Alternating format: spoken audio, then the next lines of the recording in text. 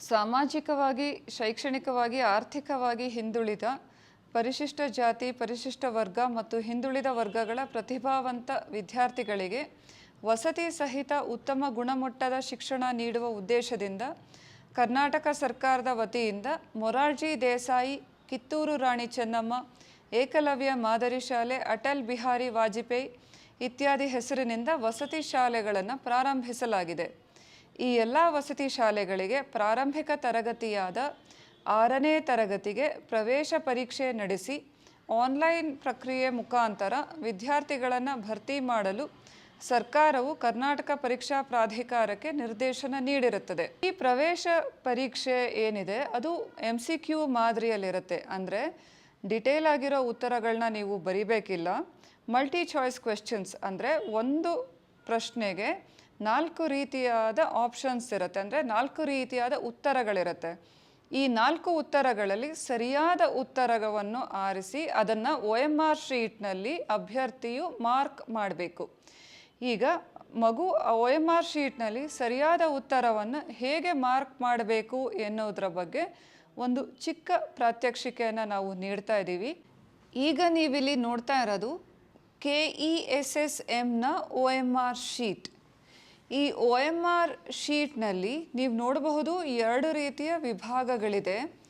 ಒಂದು ಕಡೆ ಸೂಚನೆಗಳು, ಇನ್ಸ್ಟ್ರಕ್ಷನ್ಸ್, ಇನ್ನೊಂದು ಕಡೆ ಡೇಟಾ ಫಿಲ್ ಮಾಡೋದಕ್ಕೆ ಇರುವಂತಹ ಜಾಗ. ಇನ್ಸ್ಟ್ರಕ್ಷನ್ಸ್ ಸೂಚನೆಗಳಲ್ಲಿ ಏನಿದೆ, OMR ಪತ್ರಿಕೆಯಲ್ಲಿ ಮತ್ತು ಪ್ರವೇಶ ಪತ್ರದಲ್ಲಿ ಮುದ್ರಿತವಾಗಿರುವ ರೋಲ್ ನಂಬರ್ ಮತ್ತು ಹೆಸರು ಒಂದೇ ಆಗಿದೆಯೇ ಎಂದು ಮತ್ತೊಮ್ಮೆ ದೃಢೀಕರಿಸಿಕೊಳ್ಳಿ. ವ್ಯತ್ಯಾಸವಿದ್ದಲ್ಲಿ ಕೊಠಡಿ ಮೇಲ್ವಿಚಾರಕರಿಗೆ ತಿಳಿಸಿ ಅಂತ. ಅಲ್ಲಿ ಮೇಲೆ ಮೊದಲನೇದಾಗಿ ಆನ್ಸರ್ ಶೀಟ್ ನಂಬರ್ ಅಂತ ಇರುತ್ತೆ. ಆನ್ಸರ್ ಶೀಟ್ ನಂಬರು ಅವರು ಆಗಲೇ ಪ್ರಿಂಟ್ ಮಾಡಿರ್ತಾರೆ, ಅದರ ಸಂಖ್ಯೆ ಇರುತ್ತೆ. ಎರಡನೇದಾಗಿ ದಿನಾಂಕ ಅಂದರೆ ಪರೀಕ್ಷೆ ನಡೆಯೋ ದಿನಾಂಕ ಈಗಾಗಲೇ ಪ್ರಿಂಟಾಗಿ ಬಂದಿರುತ್ತೆ.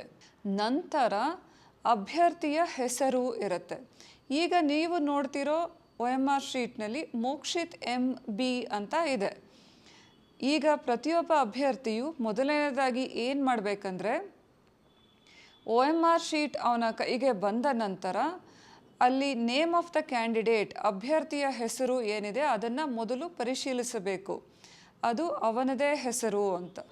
ಅಕಸ್ಮಾತು ಅದು ನಿಮ್ಮ ಹೆಸರು ಅಲ್ಲಿ ಇಲ್ಲದೆ ಹೋದಲ್ಲಿ ಕೂಡಲೇ ನೀವು ಕೊಠಡಿಯ ಮೇಲ್ವಿಚಾರಕರಿಗೆ ಅದನ್ನು ಗಮನಕ್ಕೆ ತರಬೇಕು. ಏನಂತ ಅಂದರೆ ಇದು ನನ್ನ ಹೆಸರು ಇಲ್ಲ ಇಲ್ಲಿ ಅಂತ. ಆಗ ಅವರು ನಿಮ್ಮ ಹೆಸರು ಇರುವಂತಹ OMR ಶೀಟ್ನ ನಿಮಗೆ ಅವರು ಕೊಡ್ತಾರೆ. ನಂತರ ಅಲ್ಲಿ ರೋಲ್ ನಂಬರ್ ಇರುತ್ತೆ. ರೋಲ್ ನಂಬರ್ ಕೂಡ ಅವರೇ ಟೈಪ್ ಮಾಡಿರ್ತಾರೆ OMR ಶೀಟ್ನಲ್ಲಿ. ಅದರ ನಂತರ ವಿಷಯ, ಸಬ್ಜೆಕ್ಟ್ ಇರುತ್ತೆ. ಅಂದರೆ ಕನ್ನಡ, ಇಂಗ್ಲೀಷ್, ಗಣಿತ, ಸಮಾಜ ವಿಜ್ಞಾನ, ಸಾಮಾನ್ಯ ವಿಜ್ಞಾನ ಅಂತ. ಅದು ಕೂಡ ಪ್ರಿಂಟಾಗಿ ಬಂದಿರುತ್ತೆ. ನಂತರ ಕ್ವೆಶ್ಚನ್ ಬುಕ್ಲೆಟ್ ವರ್ಷನ್ ಕೋಡ್, ಪ್ರಶ್ನೆ ಪತ್ರಿಕೆ ವರ್ಷನ್ ಕೋಡ್ ಇರುತ್ತೆ. ಅಂದರೆ ನಿಮ್ಮ ಪ್ರಶ್ನೆ ಪತ್ರಿಕೆ ಯಾವ ವರ್ಷನ್ ಇರುತ್ತೆ ಅದೇ ಕೂಡ ಅಲ್ಲಿ ಪ್ರಿಂಟಾಗಿ ಬಂದಿರುತ್ತೆ. ನಂತರ ಪ್ರಶ್ನೆ ಪತ್ರಿಕೆ ಕ್ರಮ ಸಂಖ್ಯೆ ಅಂತ ಇರುತ್ತೆ. ಪ್ರಶ್ನೆ ಪತ್ರಿಕೆ ಏನು ನಿಮಗೆ ಕೊಟ್ಟಿರ್ತಾರೆ ಅದ್ರ ಮೇಲೆ ಸೀರಿಯಲ್ ನಂಬರ್ ಏನಿರುತ್ತೆ ಅದನ್ನು ನೀವು ಅಲ್ಲಿ ಬರಿಬೇಕು. So next exam centre code. Exam centre code ಅಂದರೆ ನಿಮ್ಮ ಪರೀಕ್ಷಾ ಕೇಂದ್ರದ ಕೋಡ್, ಅದು ಕೂಡ ಪ್ರಿಂಟಾಗಿ ಬಂದಿರುತ್ತೆ. ನಂತರ ಈ OMR ಶೀಟನ್ನ ತುಂಬಿಸುವ ಸರಿಯಾದ ಕ್ರಮ, ಈ OMR ಶೀಟ್ನ ಫಿಲ್ ಮಾಡುವಂಥ ಸರಿಯಾದ ಕ್ರಮ ಹೇಗೆ ಅನ್ನೋದನ್ನು ತೋರಿಸಿರ್ತಾರೆ. ಸೊ ಈಗ ನೀವೀಗ ಗಮನಿಸಬಹುದಾದಂಥ ವಿಚಾರ ಏನು ಅಂದರೆ, OMR ಶೀಟ್ನಲ್ಲಿ ನಿಮ್ಮ ಹೆಸರು, roll number, question booklet version code number, exam centre code ಎಲ್ಲವೂ ಪ್ರಿಂಟಾಗಿಯೇ ಬಂದಿರುತ್ತೆ. ಅದು ನಿಮ್ಮ ಹೆಸರು ಹೌದಾ ಇಲ್ವಾ ಅನ್ನೋದನ್ನು ಮಾತ್ರ ಅಭ್ಯರ್ಥಿ ಪರಿಶೀಲಿಸ್ಕೊಳ್ಬೇಕು. ಇದಾದ ನಂತರ ಪಕ್ಕದಲ್ಲಿ ನೀವು ನೋಡಬಹುದು ಕ್ವೆಶ್ಚನ್ ನಂಬರ್, ಆನ್ಸರ್ಸ್ ಅಂತ ಇರುತ್ತೆ.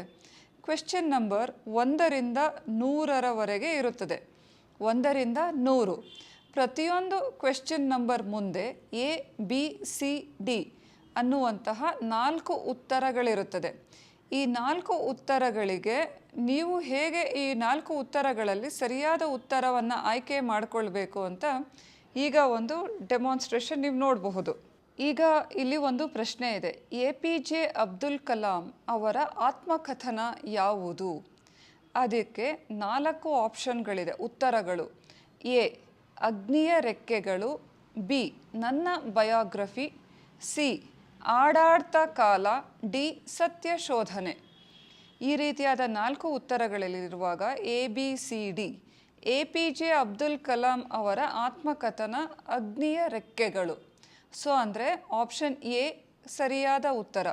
ಈಗ ಆಪ್ಷನ್ ಎ ಸರಿಯಾದ ಉತ್ತರ ಅಂತ ಆದಲ್ಲಿ ನೀವೇನು ಮಾಡಬೇಕಿರತ್ತೆ, 14ನೇ ಕ್ವೆಶ್ಚನ್ ನಂಬರ್ 14 ಅದ್ರ ಮುಂದೆ ಎ ಬಿ ಸಿ ಡಿ ಅಂತ 4 ಆಪ್ಷನ್ಗಳು ಏನಿದೆ ಅದರಲ್ಲಿ ಆಪ್ಷನ್ ಎ ಆ ವೃತ್ತವನ್ನು ನೀವು ಪೆನ್ನಿನಿಂದ ತುಂಬಿಸಬೇಕಿರುತ್ತೆ. ಅದಾದಮೇಲೆ ಹೇಗೆ ನೀವು ಶೇಡ್ ಮಾಡಾದಮೇಲೆ ಬಿ ಸಿ ಡಿ 3ಕ್ಕೂ ಯಾವುದೇ ರೀತಿಯಾದಂಥ ಡಾಟ್ ಇಡೋದಾಗಲಿ ಮಾರ್ಕ್ ಮಾಡೋದಾಗಲಿ ಮಾಡಬಾರ್ದು.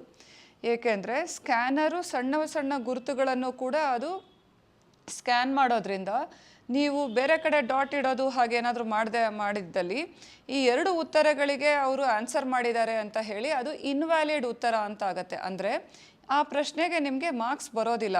ಒಂದು ಪ್ರಶ್ನೆಗೆ ಒಂದು ಉತ್ತರ ಮಾತ್ರ ಕೊಡಬೇಕು. ಈಗ ಎ ಬಿ ಸಿ ಡಿ 4 ಆಪ್ಷನ್ಗಳಿದ್ರೆ 4 ಆಪ್ಷನ್ಗಳಲ್ಲಿ ಒಂದಕ್ಕೆ ಮಾತ್ರ ನೀವು ಶೇಡ್ ಮಾಡಬೇಕಿರುತ್ತೆ. ಒಂದಕ್ಕಿಂತ ಹೆಚ್ಚು ಸರ್ಕಲ್ಗಳಿಗೆ ನೀವು ಶೇಡ್ ಮಾಡೋದು ಅಥವಾ ಸಣ್ಣ ಡಾಟ್ ಇಡೋದು ಆ ಥರ ಮಾಡಿದರೆ ಆಗ ಅದು ತಪ್ಪಾದ ಮೆಥಡ್ ಅಂತ ಹೇಳಿ ಅದಕ್ಕೆ ಅಂಕಗಳನ್ನು ಕಳೆಯಲಾಗುತ್ತದೆ. ಅದೇ ರೀತಿ ಕೆಲವು ಹುಡುಗರು ಟಿಕ್ ಮಾರ್ಕ್ ಹಾಕೋದು ಅಥವಾ ಕ್ರಾಸ್ ಮಾರ್ಕ್ ಹಾಕೋದು, ಬರೀ ಒಂದು ಪುಟ್ಟದಂಥ ಡಾಟ್ ಇಡೋ ಅಂಥದ್ದನ್ನು ಮಾಡ್ತಾರೆ. ಆ ಥರ ಆದ್ರೂ ಅದು ತಪ್ಪಾದ ಕ್ರಮ ಅಂತ ಹೇಳಿ ಆ ಪ್ರಶ್ನೆಗೆ ಅಂಕಗಳನ್ನು ಕೊಡಲಾಗುವುದಿಲ್ಲ. ಇದೇ ರೀತಿ 1ರಿಂದ 100 ಪ್ರಶ್ನೆಗಳಿಗೆ ನೀವು ಉತ್ತರಿಸಬಹುದು.